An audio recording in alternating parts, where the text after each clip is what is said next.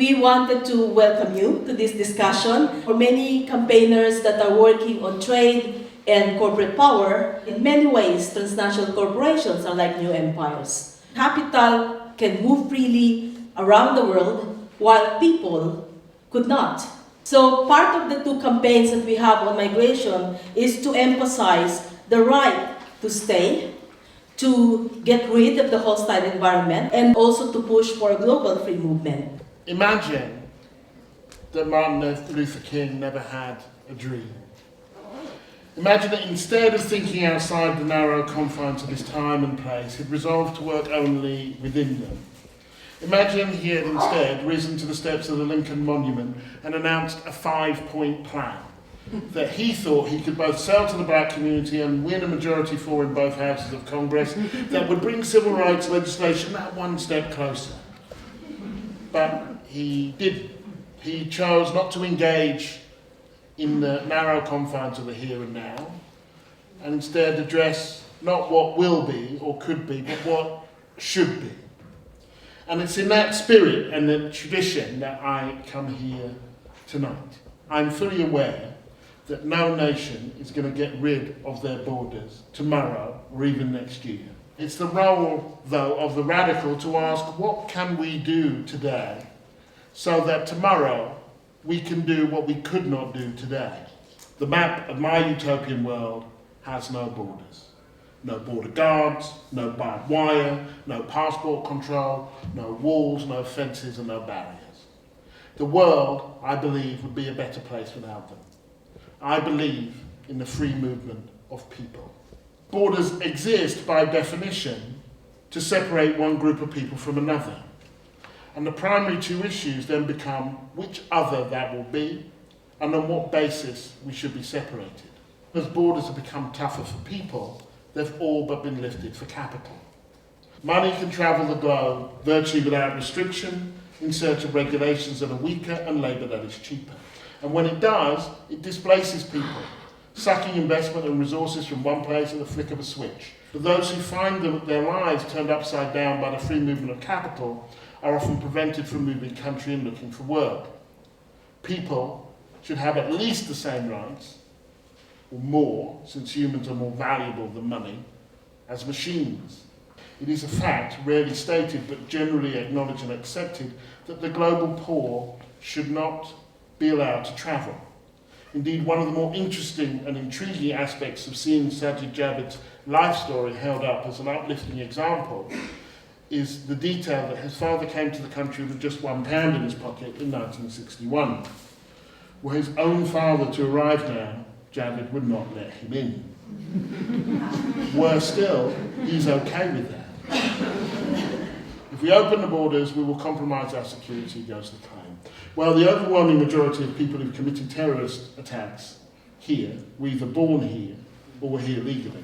The source of our terror problem is not strong or lax borders, but a thoroughly misguided foreign policy in which we commit acts of terror ourselves, as in Iraq, or profit from the weaponising of others to do it, as in Yemen. This would also help with the issue of refugees.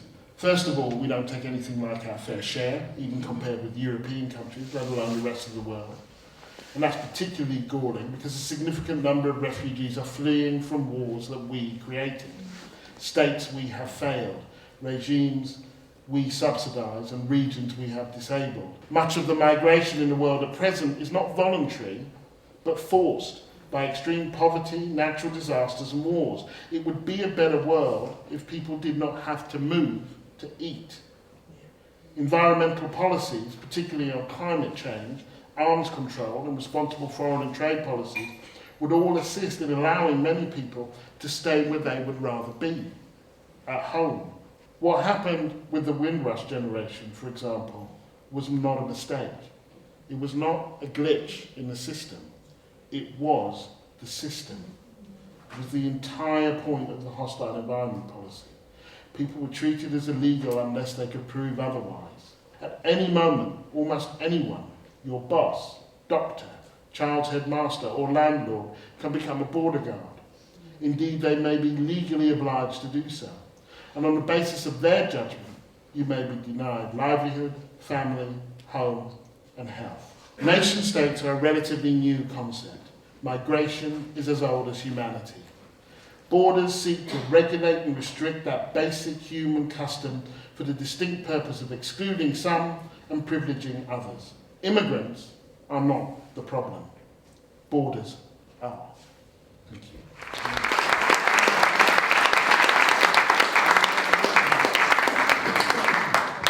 You've said before, and I would probably agree, that the Labour Party has been weak in its defence of immigration and freedom of movement. In light of everything that you've just said to us, do you think there is a possibility of transforming the political party's approach to this issue? There was a disappointment, I think, at times with this particular Labour administration because we know that they know better. It's been 70 years between two kind of monumental events, Windrush and the creation of the NHS. And those two things are intimately connected. That we could not have the NHS, which is more popular than the Queen, without immigrants. That's a story that Labour can tell, because they created the NHS. What was so fascinating about Windrush, suddenly there was a conversation about immigrants as people who contribute, who have families, who set down roots, who made Britain better. Was there not also an element of a rather sort of paternalistic, almost at times patronising, it's kind of great. Yes, there are fuzzy Jasmine is a nurse. The way that it was framed was very problematic.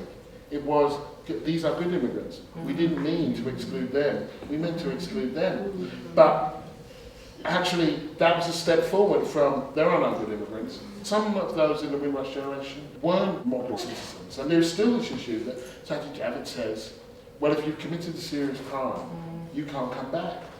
As though the punishment for a citizen committing a crime in Britain is banishment.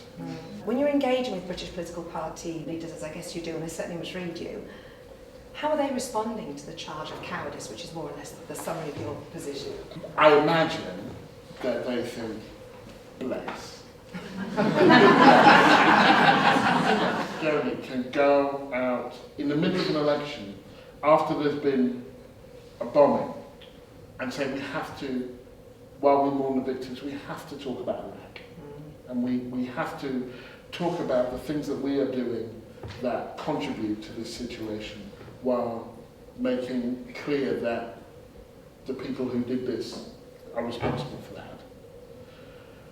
Then I think, so you can do it. The other side can always undermine you with this. You can never outbid them on racism. You can't win that. And what we've seen is what happens when it doesn't work. That a bunch of people who, frankly, I think, couldn't give a crap about immigration and find it all very tiresome and immigrants all very boring, now they can't, holiday in France and they're upset. And it's like, well, you know what? These barricades have been around for a while. Come join us. There seems to be two choices. One is we say, well, you never bloody cared before, you blue flag waving folk who are marching, or, great, you're now getting it. How do we make common cause? Because now, this is part of this opportunity now. Draw those links. There's another few demonstrations you might want to go on. Yeah. And here are some people, here are some bits of the paper that you weren't reading before that you might want to read, because they really do affect you. People who are perishing in the Mediterranean. They're not you, but there is a connection between them and you. And if you want to keep the stuff that you have, if you want to keep the life that you have, or some version of it, then those are going to be the people you're going to have to do it with. You didn't see them before, they were invisible to you before, or they were an encumbrance. Well, now, they are your best hope. Your best hope of winning is to make common cause with them. Because you've only just got hungry. You've only just got mad. You've found something to get pissed off about and really angry about. Well, these people have been fighting for their lives for years. I'm frequently at meetings when 99% of the people talk about these things look like me. How do we change that? I interviewed Angela Davis once, and she talked about a model of kind of neoliberal diversity, as a difference that brings no difference and a change that brings no change. Yeah. And so what we need are anti-racist organisations. And I think if you build them, then the non-white people will come. In these last 4 years, Brexit and Trump, there's been a realisation that we are not as far ahead as we thought we were. That a lot of people shut up. They didn't change their mind. The notion that you could be black and British was a contradiction in a lot of people's minds.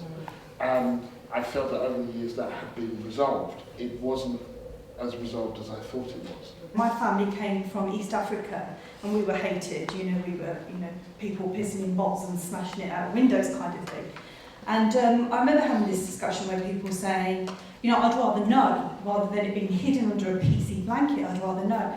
But I did notice with all the anti-racist festivals, in Ken Livingstone particularly, that there was a massive change in my area and that people changed towards me, I think it spat in the face, it really did change things.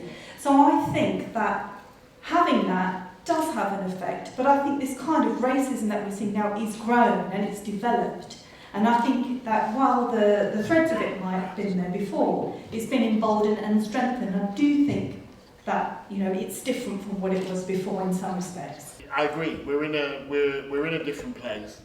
The anti-racist work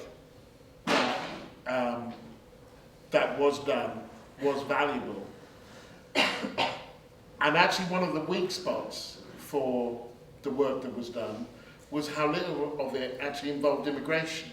The work that wasn't done is about our place in the world, how we got here. What put the great in Great Britain, exactly? People will say, we won the World Cup, even if they didn't play. And they'll say, we won the war, even if they didn't fight. But you can't find anyone who enslaved anybody. I actually do think there were rational reasons why people might vote to leave. I did not vote to leave, I voted to remain. The proper response to leave isn't really remain, it's transform. Yeah. And that in the absence of a transformative conversation, what you have is staying in a quite undemocratic, kind of somewhat neoliberal institution, which I did think was better than what we may be about to do, but a much more difficult case to make. There is actually, funders and prominent figures in kind of racist or anti-immigrant movements who very much work across borders. So just wondering about whether you see, well, obviously maybe to ask a bit more explicitly about that, but also maybe more positively whether you see a global counter-movement to that as well. There is this international network of the right, and there is an international fight back of the left, but I don't feel that it's as networked. Our enemies did start with a worldview that was very unlikely. The notion of Trump being president, of Britain being outside the European Union, of the Australian Conservatives getting back in, that Boris could be Prime Minister. These are crazy things that nobody thought were possible, and they become possible. So maybe we should think more about the impossible things that we want. Starting from a utopian point of saying, well, this is where I think we should go, actually has the benefit, I think, of them just thinking about the world in a transformative way. Now, they have a dystopia. They have one with barbed wire and walls and guards and snipers and, children in cages. They have one.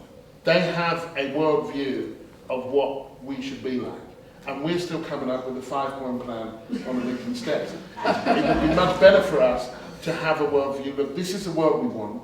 Now let's talk about how we get from here to there. One of the problems with Martin Luther King was, to some extent, when he died, the movement died with him. But every now and then I see one. The guy who threw the milkshake.